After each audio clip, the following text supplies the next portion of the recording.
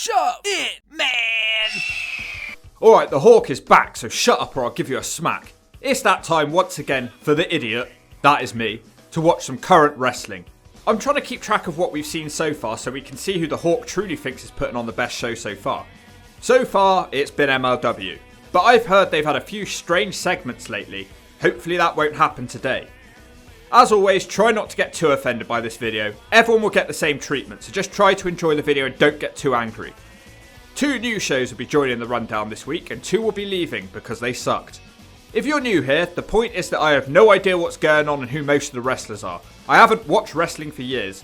This is my opinions and confusion as a new viewer to the shows. So join me on the quest to find some good wrestling in 2022 and check out the 2 previous episodes if you haven't done so yet.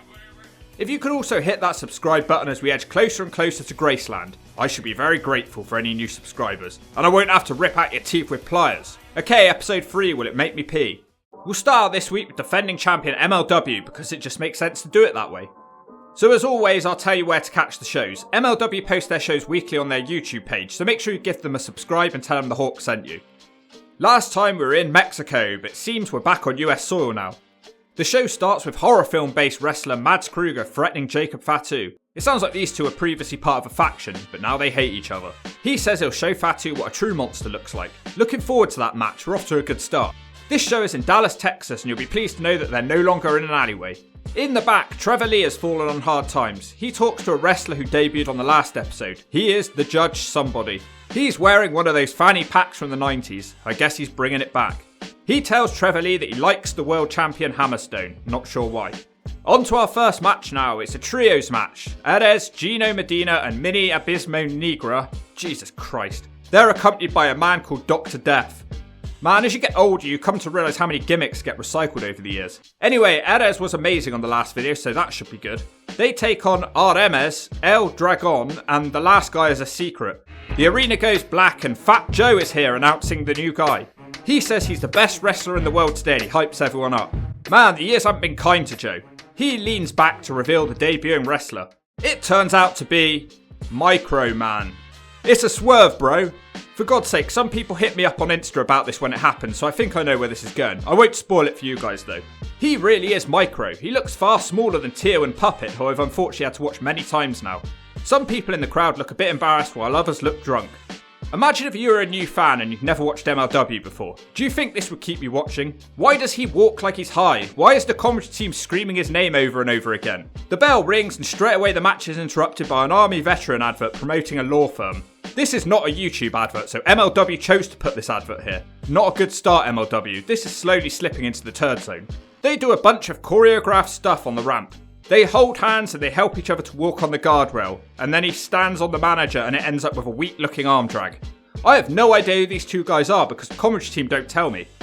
The 2 nameless men trade pinfalls. The match continues and I still have no idea which wrestler is which. The commentary team won't shut up about Microman. Finally I learn which one is Gino, but he's sent out the ring by head scissors and he's now gone. Now Microman is in the match. He's up against Abismo Negra, who pump kicks him in the face. This is really bad. Microman actually hits an arm drag. He also catches Negra's leg and throws him to the mat. He starts running and hits an RKO.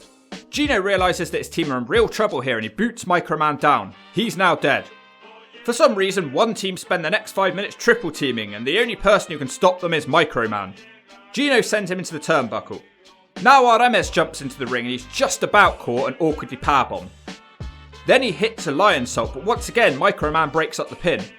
The bad guys are messing with him, but the other team sneak up and hit 2 spike ranas.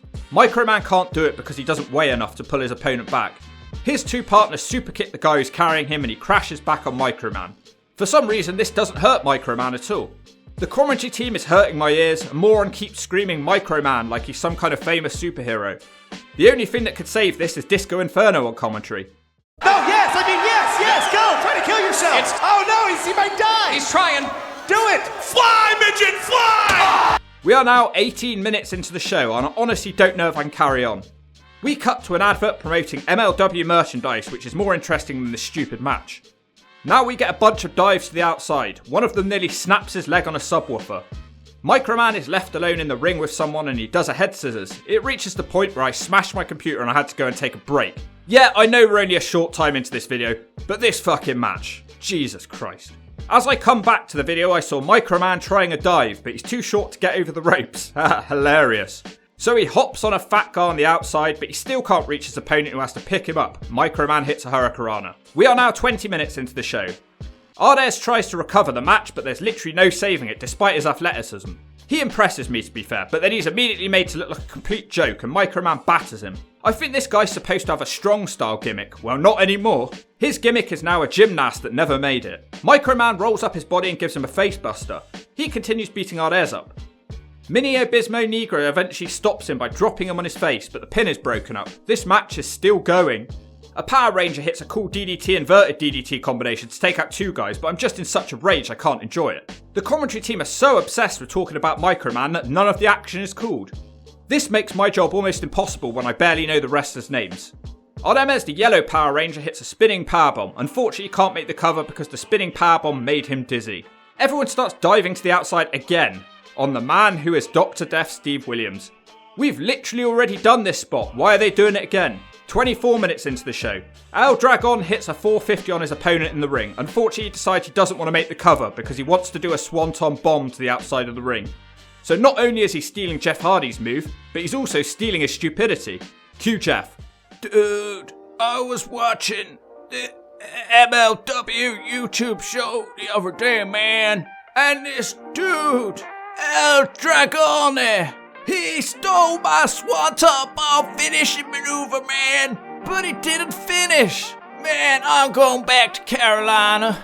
And I'm going to tell my stoner friend Shannon all about you, Dragon Man. Microman is alone in the ring with the guy who took the 450. He wants to do a Vader bomb splash, but he can't even make the bottom turnbuckle. He then eventually manages to scramble up. Microman hits the move and he's won the match. Wrestling is literally fucked. I take bigger craps than this guy. In the morning. I can't defend this. People say I'm biased. I'm not. This was the drizzling shits. This match was one of the worst matches I've ever seen. This match might have just killed this entire series. I thought MLW was really onto something good. Why did they think this was a good idea? He's not believable. And you might say, calm down, Hawk. There's nothing wrong with a laugh. It's not funny. By the time this segment ended, we're 26 minutes into the show. That's almost half of the entire episode wasted on this. Let that sink in. I would turn it off here, but I said I wanted to see a Jacob Fatu match for the first time. So MLW, that was not acceptable, and I don't care if you have Scott Steiner spending the rest of the show bending the knockouts over whilst he encourages Samoa Joe to do sit-ups. I've tuned out. I feel sorry for the guys on the roster who should have been on the show. Speaking of which, we go to a video package of the 5150 boys partying with strippers. They're complaining that Von Erichs haven't bothered to turn up to the show despite being in Texas. Someone tell Woogie to boogie his way down to the MLW management office and smack them one. Now we get the announcement that Enzo Amore has had a suspension lifted after 2 months. All he did was beat up some ugly kids, so I'm not sure he deserved a suspension. He should have been thanked. Alex Kane with a pre-tape promo now going at Calvin Tankman. This is the same guy who was in that match from DPW. They're swearing and talking about going to prison. Can this show please figure out what it wants to be? Alex Kane says that Calvin stinks and he's disgusting. He has a really funny delivery. He's made me laugh 3 times in a row now. Tankman threatens to mess him up. I'm actually feeling this feud, but why is all this stuff pre-taped each week? Alex Kane says he has 100 suplexes in his moveset. Does he know how large Tankman is? He probably can't do much to him. This match will not be happening tonight because of Microman. Alex Kane's doing an interview now with Suge Knight Jr. They'll be having a match next week, which I'm looking forward to. Then there's an announcement that Tajiri will be appearing next week. One of the losers from the first match is now throwing a tantrum backstage and beating up a luchadore because apparently these pointless characters didn't have enough time devoted to them tonight. Why are they featuring these goons when they have far more interesting people under contract? Brock Lesnar Jr., aka Alex Hammerstone, is in a pre-taped interview now. He says he's got a lot to live up to as Fatu was so good as champion. He will be facing Davey Richards for the belt at some point. Davey Richards says that people call him a legend. He goes through all the 5-star matches he's had in his career. I still prefer him to the other half of the Wolves, at least he looks like a badass. Hammerstone has been working hard in the gym to drop some weight. He's worried about his lack of stamina compared to Davey. Hammerstone looks like he's been tearing his vest up trying to do a Hulk Hogan impression. And just like that, we're on to the main event. The challenger for the title is Mads Kruger. His music sounds like a bad acid trip. I'm not sure it even qualifies as music, to be honest. The champion is Jacob Fatu, who has traditional Samoa music. They start fighting on the ramp. Fatu throws Kruger off the ramp, but the cameraman isn't in place to catch it properly. Fatu tries to squash him on the guardrail, but he's backdropped into the crowd. For some reason, Fatu's music is still playing. Fatu randomly dives off a bar table, but he doesn't catch Kruger cleanly. He clotheslines him back towards the ring. Why is this music still playing? Does he think he's New Jack? Oh, so the music's now stopped because the bell has sounded. The match officially starts with Kruger hitting a fall-away slam for the ropes. He can't follow it up as Fatu kicks him. He also spears Kruger down. This match is going well, but again it's interrupted by someone talking about diarrhea tablets. Would have been much more appropriate during the first match. Back to the show, Fatu is calling Kruger a motherfucker, but he gets chokeslammed and dropped on his face. He's not down long as Fatu hits a super kick and a Samoan drop, and I've never been more happy of someone hitting a Samoan drop. Fatu shows crazy athleticism for his size now as he does a handspring into a moonsault, but Kruger no-sells it and grabs his throat. He hits the choke breaker. Kruger's attire is much better than the last match we saw him in, so I guess he's listening. He sends the Samoan out the ring. Oh god, Kruger goes crashing to the outside into the subwoofer now. Loving this match. Nothing better than seeing two big wrestlers hitting large power moves. It all goes wrong though as Kruger brings out a little man called Quan. Quan tries to kick Fatu, but he kicks his own guy. Fatu immediately dives from the top with a moonsault for the free. They try to beat Fatu down after the match, but it doesn't work and Fatu wipes them both out of the dive on the outside. Kruger and Fatu beat up some geeks and then they continue to brawl. The show ends with Dario Cueta meeting with Holiday, who I think turned on the world champion Hammerstone. He wants a world title shot now, but he'll have to wait until Davey Richards has his shot. Unless Holiday can injure Richards and take him out of the match. And that's it. That's all you get on this episode of MLW. Can we seriously not find anything for 5150 to do? Why doesn't Alex Kane ever wrestle? What happened to Vikingo? Why is the world champion only in a brief pre-tape thing? All of these things could have been sorted out if you didn't do that stupid Microman match. You go from kiddie shit to two guys swearing at each other. Stop having an identity crisis and figure out what your target audience is. Nobody could ever want to watch that for 25 minutes. It took up nearly half of the entire show. At the end of the day, it was a bunch of nobodies doing badly choreographed gymnastics whilst Microman beat them up. I don't see what the payoff is here. I enjoyed the main event, but it was too short. I can see why people talk a lot of good stuff about Fatu. This show is a 3 out of 10. I'm sorry, I can't be biased, that was awful. I feel a bit depressed now because I really want to enjoy MLW. I've not given up on them though, but I doubt they'll be going first on the next video. Okay, now that we've got that out of the way, where do we go next? Screw it, let's have a debut. This one's been heavily requested since I started this series, so let's take a look at NXT 2.0. Will it make the Hawks say no? This show is an hour and a half, and this is basically a WWEC show, but people still like it. So we start off with Promise. The crowd are very energetic and two men walk out who actually look like professional wrestlers. I think the bold one is Tommaso Ciampa. Is the other one Rick Steiner's son? Oh, their opponents would be Bobby Roode. There's someone this channel will be familiar with. And his partner, I don't even get to see him because the other team charged him on the ramp. Tommaso hits a big corkscrew dive out the ring. Him and Steiner clap and bark on the ring apron. The bell now officially sounds. Ciampa picks up the blonde-haired guy and throws him into the Steiner spinebuster. I then realise the blonde-haired guy is Dolph Ziggler. The NXT crowd are excellent. Why can't more wrestling shows have energetic crowds like this? Ziggler hits the zigzag finisher to Steiner Jr., but he kicks out. Bobby Roode is tagged in now and he hits a neck breaker for a 2. Someone in the crowd has a sign saying Ziggler deserves a low rating in the next 2K wrestling game. Makes me laugh for some reason. Steiner Jr. is still isolated. Roode suplexes him and hits a dive from the ropes. Steiner Jr. is going by the name Bron Breakker. Is it supposed to be like Bone Breaker? Who knows, who cares? The Bobby Roode team screw up and the crowd bark as Tommaso Ciampa gets the tag. He beats everyone with strikes. Ciampa is having to fight both men at once and then he turns around into a double R spinebuster. Tommaso Ciampa recovers against Ziggler as he catapults him out the ring. Roode decides to pull Breakker off the ring apron and shove him into the crowd. I wouldn't do that, Roode. Steiners don't have a good reputation in crowds. Roode and Ziggler hit a wacky double team which doesn't get the job done. Roode starts spitting and dribbling on Ciampa's bald head. Not sure if that's part of his gimmick nowadays. Suddenly Ciampa does a jumping knee to his face. Breakker is stamping around ringside to get the crowd going. Ciampa tags him in and he hits a nice overhead suplex to both Ziggler and Roode. Breakker hits a high impact clothesline to Ziggler. He starts stalking him but Ziggler sees it coming and knees him. Breakker then manages to dodge the follow-up kick and he hits a massive spear. This guy's so full of energy, definitely a future star. Breakker puts Ziggler on his shoulders as Ciampa hits the diving bulldog off the rope. Super Steiner drop, it's over. No! Roode breaks up the pin. No one can believe it, the Hawk can't believe it. Ziggler almost gets a sneaky roll up on Ciampa but it's not enough and Ciampa hits the Angel's wings for the 3. That's how you do an opening match, MLW. I can't tell if the crowd reactions made this match better than it actually was. That's how important an audience is. So far so good. In the car park, two smartly dressed men are walking along. Another miserable looking man with a man bun is also shown. Oh wow, Eli Drake's here now. I thought he was an NWA. He's going by the name LA Knight, and he says he's calling someone out. Eli's still a great promo. He's in the ring now and the crowd are loving him. He says he's going to beat some guy called Grayson Walker. Drake acknowledges that Grayson only has 3 fans. It sounds like these two guys have some serious beef.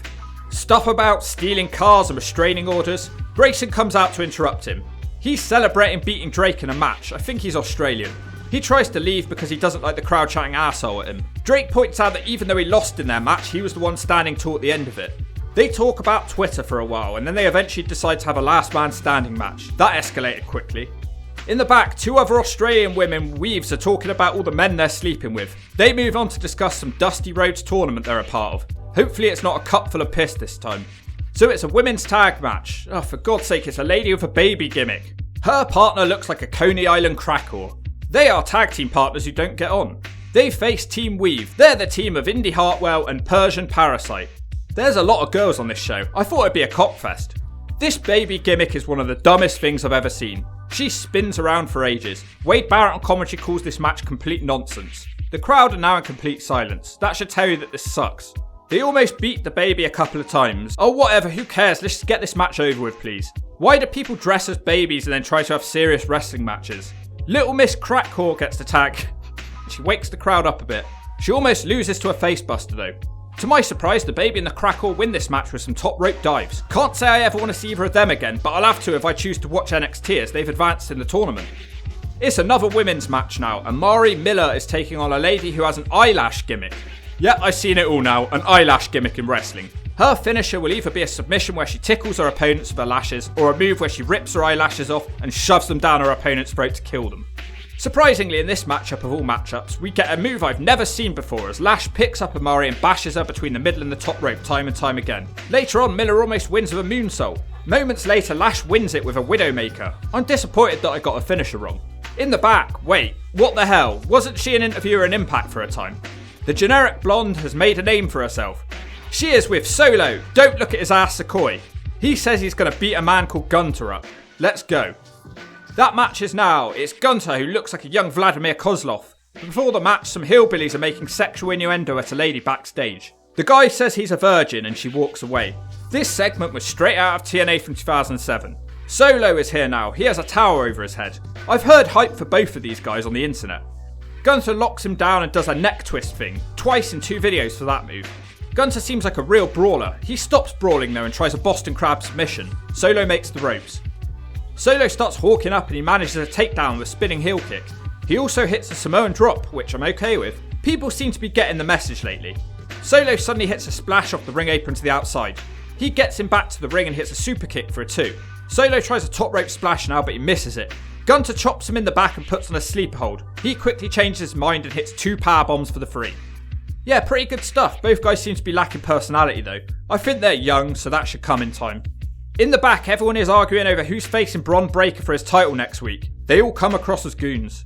In a deep forest somewhere, it's Billy Bullhead McCorgan and his handler. Elsewhere, the Weave sisters from earlier are sulking about their loss. A man walks in and takes one of them away.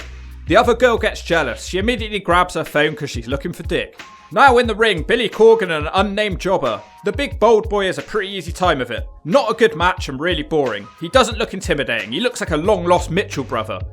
What the hell, after the match he hugs the jobber. It sounds like these 2 weirdos want to recruit this little boy to their clan. Yet another women's match now in that Piss Cup tournament. It's a lady called Raquel. She's very proud of her back gains. Her tag team partner has a skateboard gimmick. Before the match, a lady is beating up on a punch bag. Why are these 2 ladies nicer and more interesting than any of the other ladies we've seen in the ring tonight? Back at the ring, it's 2 ladies with a Spanish peacock gimmick.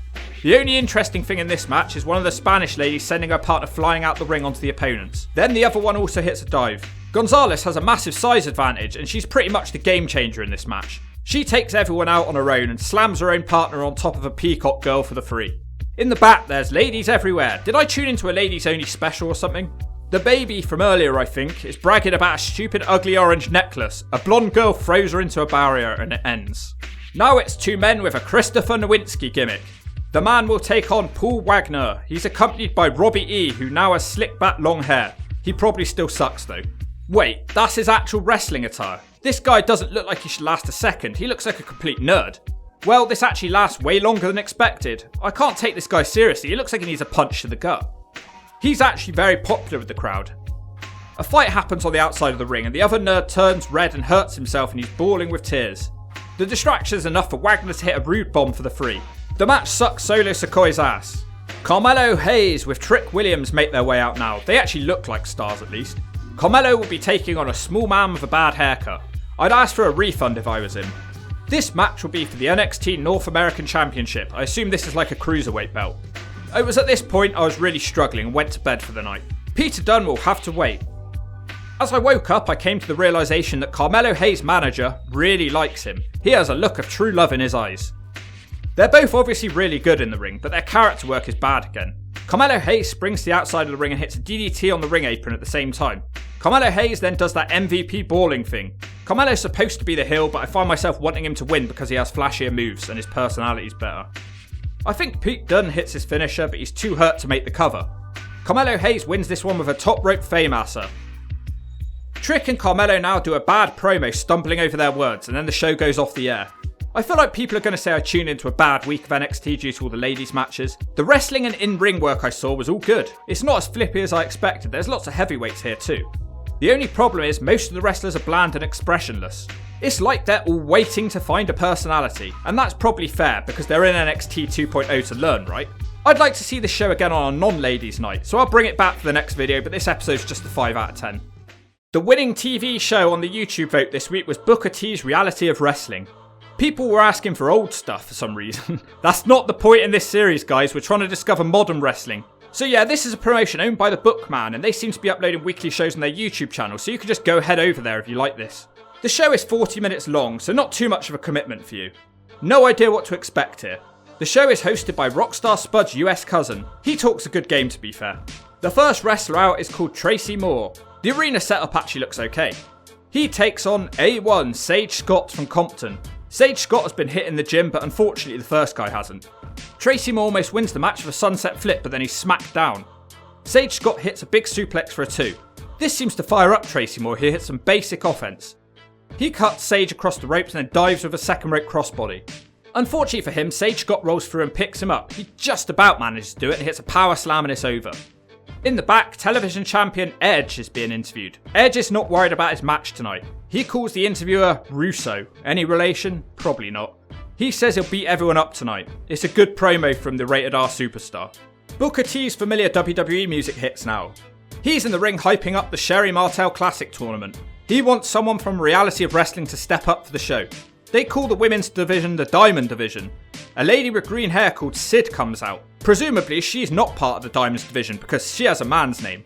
She says she stands up for all the women and all the women can stand up and fight. Booker plays with the crowd for a while asking if they want to see her in a match. Eventually he agrees to give her a shot.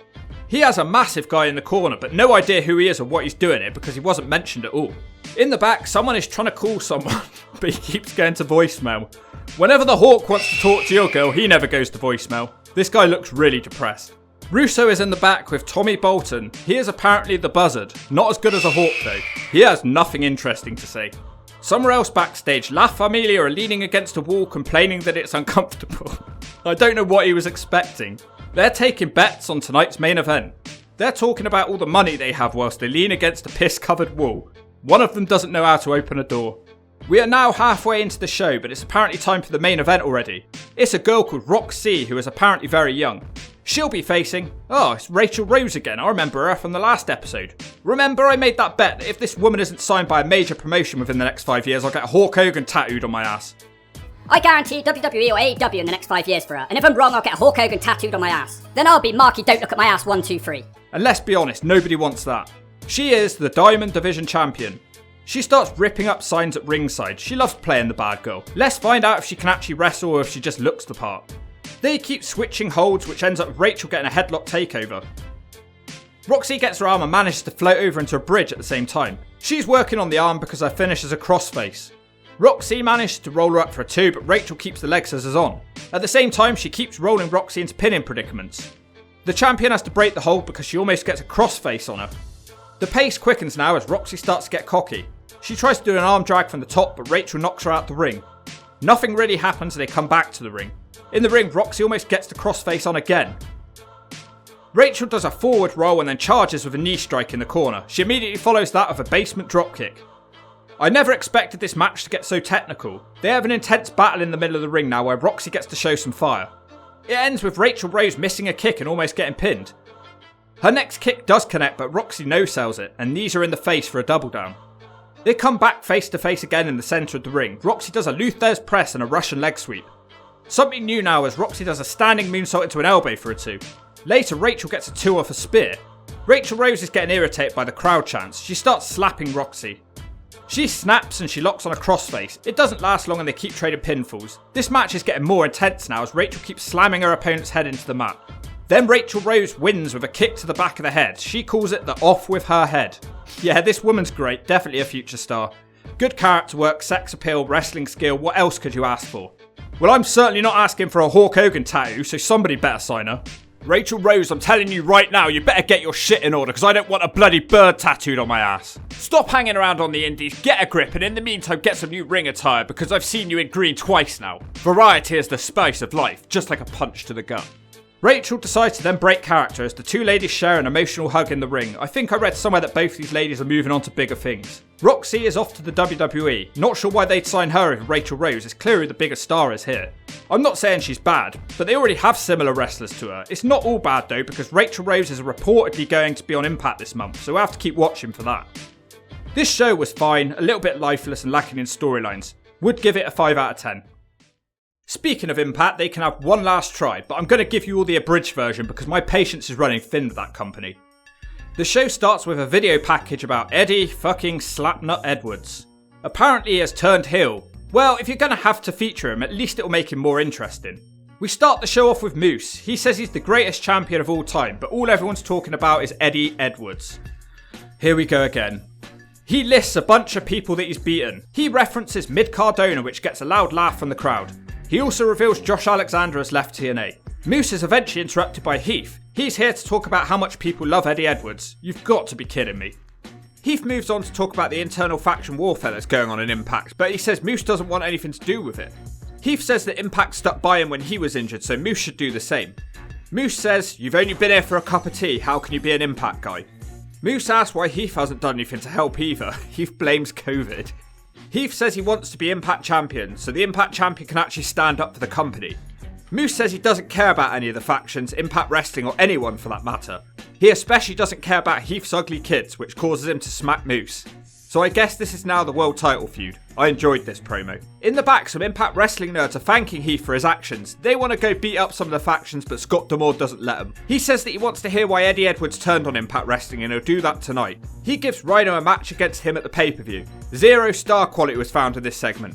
The Ring of Honor crew are here now. They're going by the name Honor No More and they're now allowed to be here in Impact because they won at the pay-per-view. Oh look, Kenny King's back in Impact. At this point, Eddie Edwards has had his name said at least 50 times. Moose walks up. He's of course a former Ring of Honor guy. He says he doesn't have issues with them as long as they don't get in his way. Mike Bennett says that he remembers him. If I remember, didn't Bennett bring Moose into Impact in the first place as a bodyguard? I'm actually really enjoying this episode so far, despite the constant Eddie Edwards references. Scott D'Amore is annoyed that Moose doesn't have a problem with the ROH guys. Up next, it's a dark combat match for the digital media title, whatever the hell that is. The challenger is Jordan Grace and the champion is Mid-Cardona. This will forever be his name now. Jordan starts using a DVD player as a weapon. He fights her off and shoves her to the floor. The crowd are now chanting Mid-Cardona. I think this is officially a thing. Grace beats him up and throws him out of the ring. She hits a suicide dive to the outside. Cardona gets back on top by kicking her in the head as she tries to get back in the ring. Mid-Cardona now has a keyboard and the keys go flying like hawk feathers as he smacks her. He uses headphones as a weapon next. I want to see him smash an Apple Mac the same way I do after finishing a video. Grace has to kick out of a net breaker next. Cardona then uses a steel chair as a weapon. It all goes wrong for him though as she front suplexes him on the chair. Grace starts using weapons. She uses a selfie stick like a baton. She gets a 2 on a back suplex also. She's all over him like a bad shirt. She hits a Vader bomb from the ropes for a 2. You know, the longer I watch this match, the more I can feel my hawk testosterone growing. Now she has a bag of burner phones which she dumps all over the ring. Cardona tries to hit her with a mouse, but he gets a power bomb into the cell phones. Surprisingly, he kicks out a 2 by hitting her with a mouse. He should have hit her with a Nokia 3510, aka a brick phone. Mid-Cardona goes back to using a steel chair now, but Grace smacks him in the slash zone. He no-sells it and kicks her. He reveals he has a cup which says always ready. I love this match so much. He tries to rub it in her face, but she kicks him in the slash zone and rubs his cup in his face. The cuppable claw now, this gets a 2 count.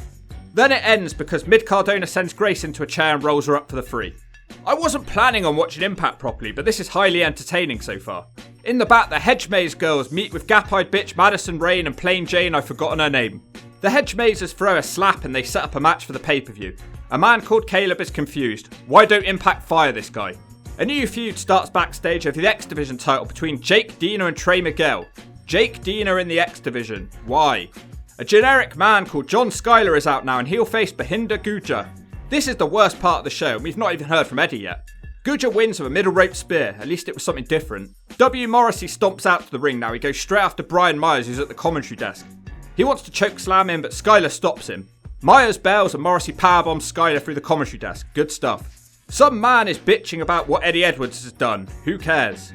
Yay, Diana Peraza's out now. I'm a fan of hers. She's a double champion, but neither belt is an Impact belt. She will face someone called Lady Frost. She has a graphic of Frost blowing on the screen. Diana says this match will be for the AAA Women's title. We get dueling chants for the women. Frost does some pointless athletics, even though it looks kinda good. She elbows and kicks Diana for a 2. Diana has enough and gets technical with a nice leg sweep, and now she zones in on the leg. I'm actually in shock that I've tuned into an episode of Impact and Grace and Peraza are both having a match. That makes a change. Later, Frost hits a moonsault off the ring to the outside. Frost really likes gymnastics, but she hurts her own leg after a low dropkick. Then she does some more, ending with a cannonball in the corner and a 2 count. Diana's really having a tough time with Lady Frost. She almost pins Diana, who switches out of it into an armbar, and she wins by tap out. Not a convincing win at all. She's probably the only person in this company with a nicely produced fitting theme song right now. They really need to work on that. I enjoyed watching Diana wrestle again. Why isn't she the Knockouts champion? A lady called Gazelle is here with ugly sunglasses marching to the ring. She just stands there posing and then it ends. What the hell was that? The Bullet Club are cutting a promo now. I have no earthly idea who the main guy is who's speaking. It sounds like they kicked some people out of their little group. Chris Bay is now a part of the group though. They say they are for life, but Eric Young and his Hillbilly crew walk up. They ask for a shot at the Bullet Club's tag titles. A big fight starts between 8 people. The 2 former Bullet Club members are left standing with the Hillbilly crew. Out now it's DDP from the early 90s. He faces Jonah in a squash match. Jonah hits a back senton, a sit-out powerbomb for the 3. Isn't it time he did something other than squash matches? Hasn't it been about 2 months now? He also hits a splash from the top rope. Backstage, for some reason, Gail Kim. Yeah, I do know who she is, I just wasn't paying close enough attention last time. Shut up or I'll smack you one. She's here to put Jonah in his place, and she puts him in a match at the pay-per-view against Car Ouellette. When is this pay-per-view? They seem to be making a lot of matches tonight. Swinger walks up complaining and making a load of references to early 90s wrestling. Gail talks down to him like he has problems. Elsewhere backstage, Gail Kim meets with Mickie James and Chelsea Green. She asks if they can fight each other at the pay-per-view because they're friends. Tasha Steelz marches in complaining about Chelsea Green. Gail sets up a number 1 contenders match for next week and Chelsea Green looked like she's about to cry. It's a 6-man tag now. Kenny King, Mike Bennett and some other guy versus Chris Sabin, Rich Swann and Willie Mack. I miss Mike Bennett's pineapple gimmick and the man bun. Kenny King does this really dumb spot where Swann has to stand still on the apron like a fool and then get kicked in the head. The Ring of Honor crew win a surprisingly short match with a move they call the Proton Pack. Maria has the mic now and she introduces Eddie fucking Edwards. Okay, let's hear what he's got to say, let's get it over and done with. The Impact guys want to fight him but Scott D'Amore won't let them. He's really determined to hear what he has to say. Edwards was of course a big ROH guy before TNA, so it does make sense that he joined them. It's like the 2001 Invasion all over again. Never has Ring of Honor been so relevant. Everyone's talking about Ring of Honor. A company that barely anyone watched in the first place. May I remind you it was 3rd behind TNA. Eddie says he wants to stand with these guys to expose corruption in Impact Wrestling. He's annoyed that Impact allowed someone from outside their company to win the world title. He was then not given a shot at that world title. Does he know how many fucking shots he's had? And they always chose him. It's never moved the needle for them. So his whole heel turn is based on the fact that he wasn't given a world title shot, which is literally wrong. He's had more than a lot of people. So it's a really stupid reason. Oh no, a small piss-covered lady's here. This is Eddie Edwards' wife, Alicia. She's very small and has permanent resting bitch face. She's annoyed that he hasn't apologised to Impact Wrestling. Why does he keep saying that he didn't get a shot at the world title? Right, that's it. I'm going to have to look this up. Oh dear, so that's this storyline ruined. He's had 3 world title shots on number 1 contenders matches since July, so he's bullshitting. Eddie is annoyed that Josh Alexander brought the Impact world title back to Impact instead of him. He also tells Alicia he doesn't know if he wants to be with her anymore. I wouldn't want either of them. He leaves the ring and it's over. Why didn't they have him smack her? That would have had more impact. The show ends. Okay, so very heavy on the storylines this week. That's a surprise. I didn't hate this one at all. They had several enjoyable matches. They actually had storylines and things are explained better. I'm actually shocked a lot of the people I was crying out for to get TV time were all featured this week. Well done, Impact. That's a 7 out of 10. Now, normally I'd review AEW at this point, but I've had a few computer problems and it's not going to be possible. I'm sorry, guys. I did actually watch AEW though, so I'll give you my brief thoughts. The opening battle royal was good, but I had no idea who half the people were and everyone looked the same. It felt like there were about 20 different bald men in the match. Far too many small guys, but it was actually a fun match. The Young Bucks win. I'm sure that annoyed some people. I don't really care about them either way. There was really only one thing to talk about this week, and that's the MJF versus CM Punk feud. I have to say, I think this is the best feud going on in wrestling right now that I've seen. I obviously haven't watched everything that's happening, but it's what I've seen. So the whole thing this week was CM Punk tries to get MJF to change his ways and that he understands him. MJF came out to the ring and he hugged CM Punk and it was a bit weird. And then MJF turned around, kicked him in the nutsack and then bloodied CM Punk and they hung him across the ropes. So it's a pretty good angle setting up to their pay-per-view match. And I might catch the pay-per-view or at least just check out this match. I recommend most of you do as well. So that's it for the week. Show of the week then is surprisingly Impact Wrestling. Can't believe I'm saying that. I'd pretty much written them off at this point. They've always had the potential to be good. Hopefully Edwards is going to be more tolerable despite his flimsy reason for turning heel. MLW was a big letdown. They had this really unique roster, but they chose to feature Microman for 25 minutes. Someone told me they signed him to a multi-year contract too, so get used to seeing him, I guess. NXT was fine, it was a bit boring and the characters need work. Might give it one more go. Reality of Wrestling, again, I'm sure they have more to offer than this, but it felt a bit lifeless. AEW was decent, the Battle Royal was okay, a little hard to follow. I really liked the MJF versus Punk feud, and the rest of the show had too many bland wrestlers. So that's it. I'm not really sure how often to make these idiot watches videos because they take a hell of a long time to make. Let me know your thoughts or I'll beat you up. I'm not afraid of courts.